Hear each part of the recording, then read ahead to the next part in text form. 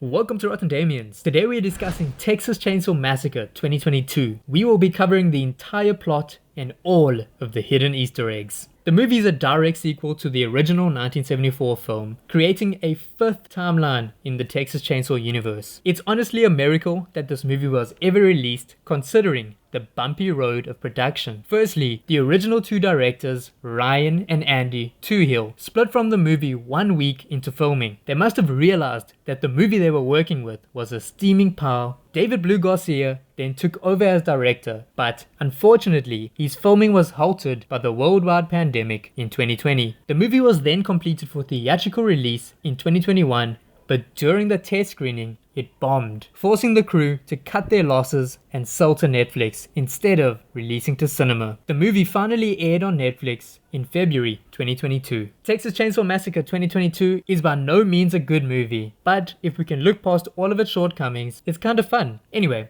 enough about the nitty-gritty, let's get into the breakdown. The movie begins with a documentary describing the events of the original Texas Chainsaw Massacre in 1974. The documentary is being narrated by John Larroquette, who narrates the opening of this movie, the 1974 original, and the 2003 remake. The documentary also makes mention of Sally Hardesty, who survived the original massacre. The movie frequently mentions her because she's a legacy character reprising her role. They keep hinting at an epic battle between her and Leatherface, but it's unfortunately a letdown.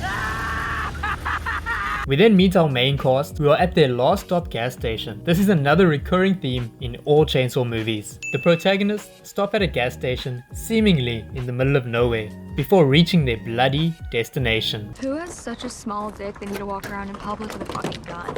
This is Melody, the sassy sister to our quiet protagonist, Lala. Melody's opening line makes her seem like a Karen, but it is later revealed that she hates guns because her little sister Lala was involved in a school shooting that nearly killed her. I understand that horror is frequently used to make social and political statements, but I'm not sure how I feel about this movie using a school shooting to establish character rapport and provide motive to Lala. It just feels a little out of place to touch on such sensitive themes in a Texas Chainsaw movie, but let me know what you guys think about it in the comments down below. The siblinghood between Melody and Lala is also a familiar feel to the franchise. Hence, in the original Texas Chainsaw, we had a siblinghood between Franklin and Sally. In the front seat, we have Dante and Ruth. Dante is the visionary behind Dante.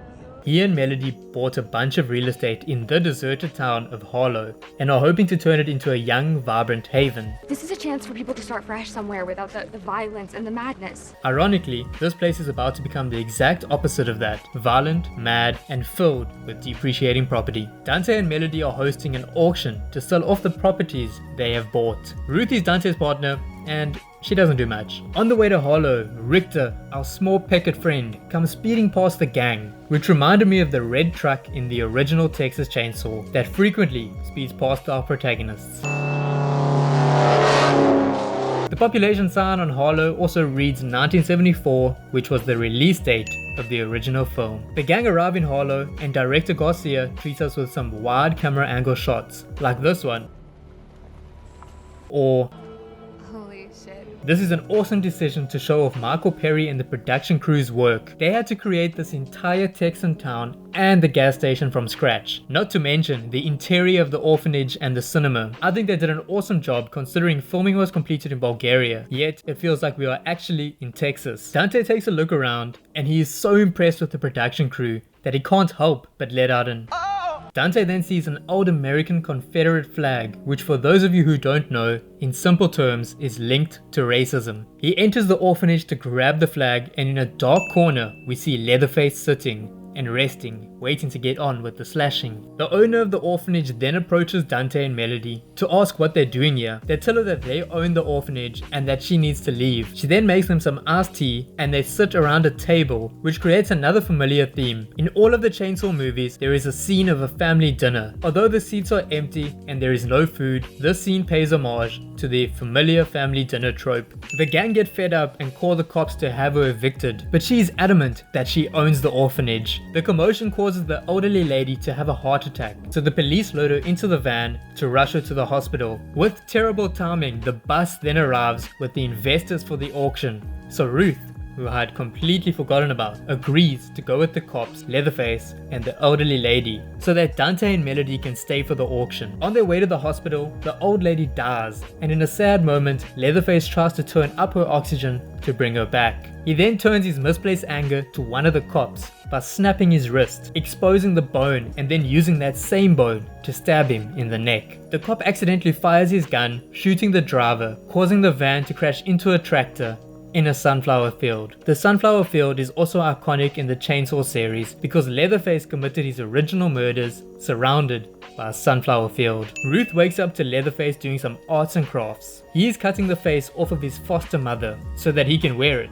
Ruth radios in to call for help, and for some reason the radio feeds back to the gas station. You would expect it to feed back to another police station. Moving forward, the cop next to her rudely interrupts Ruth's conversation by coughing up blood, but thankfully the chivalrous Leatherface is there to shut him down. He proceeds to bash the cop's head in with his mother's oxygen tank before continuing his arts and crafts. Ruth tries to escape, but her door is jammed, meaning she needs to climb over the cop to get out. Unfortunately, Leatherface catches her, smashes the window, holds her down, and slices her torso open using a broken shard of glass. He then plays the nice guy card and strokes her hair while she bleeds out. After that, he celebrates with a fun game of hide and seek in the sunflower field.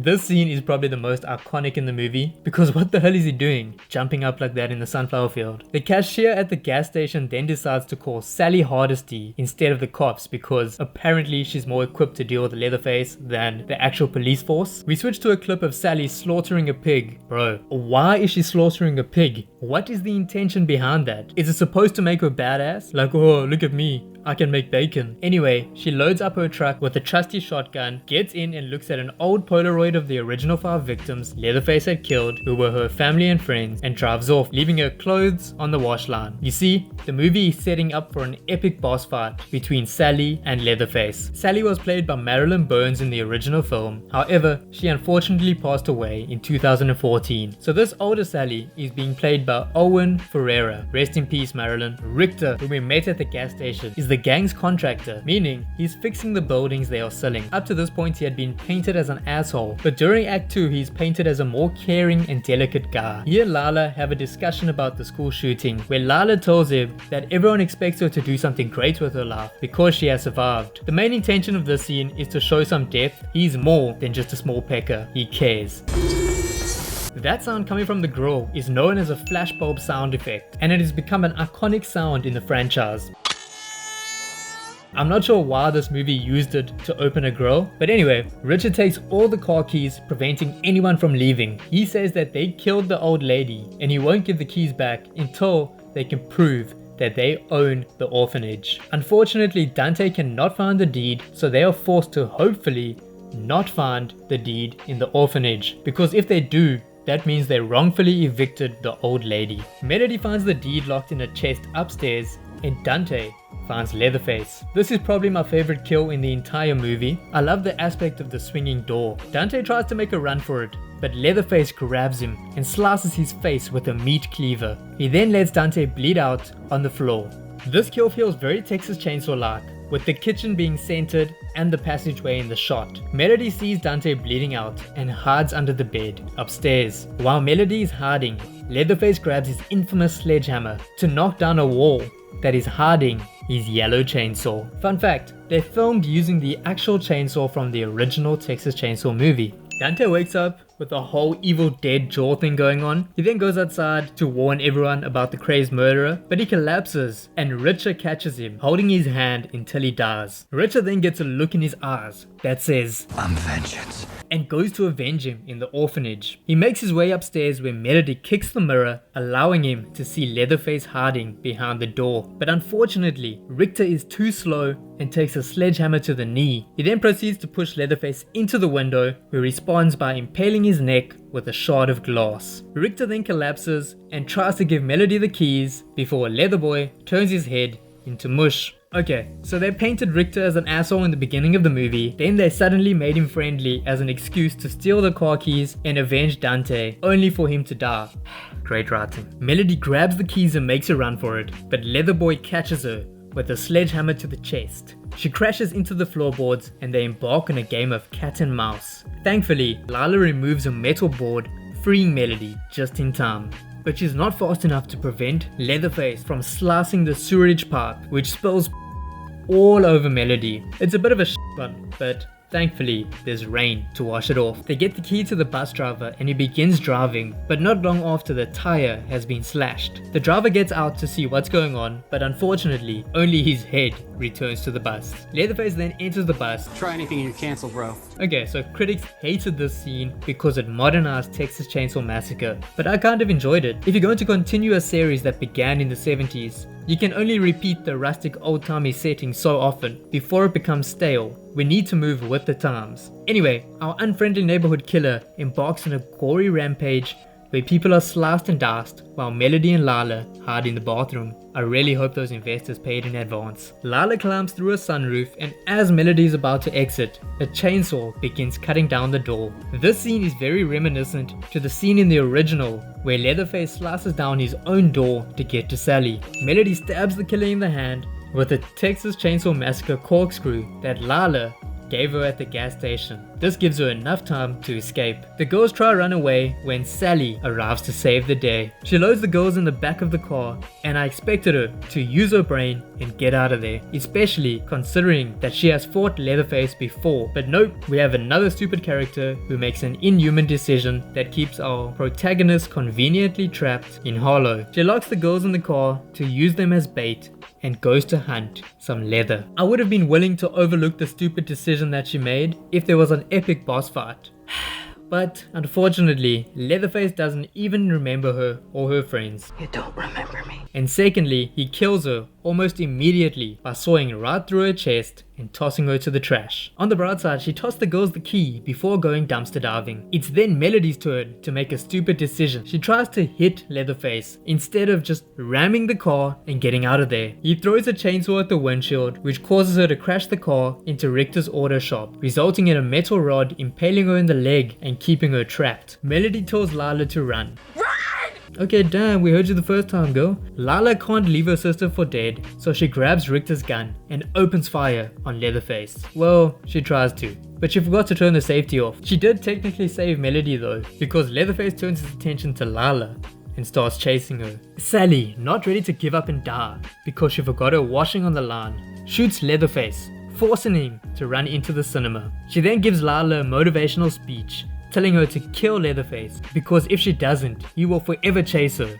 Even though that's exactly what Sally did. She ran away from Leatherface and lived a long life, and she would have lived an even longer life if she hadn't tried to kill him. I get what they're trying to do, I just think it's stupid. They want her to confront her demons, figuratively and literally, by killing Leatherface. The figurative demons being surviving the school shooting and having that trauma permanently chase her. She takes the shotgun and goes to hunt some leather, but once she enters the theater, he surprise tackles her into a random pool of water and holds her down to try and drown her. I bet she's regretting that cigarette now. She manages to escape and crawl out, but so does Leatherface. She reaches for the shotgun and he slices her ankle with the chainsaw. He gets ahead of her and kicks the gun away. I love the scene when she realizes that she's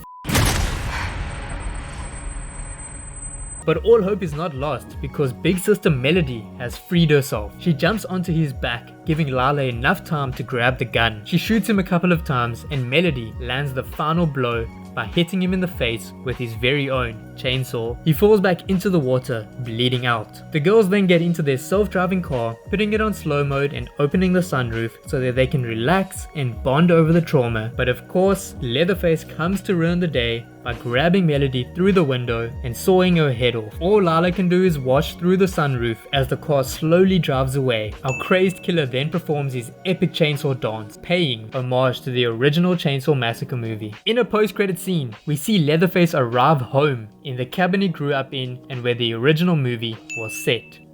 If you enjoyed this breakdown, please like, comment and subscribe. It really helps the channel grow and for me to reach my goals. Okay, my review. I hate fake out endings. There was no need to have Leatherface survive.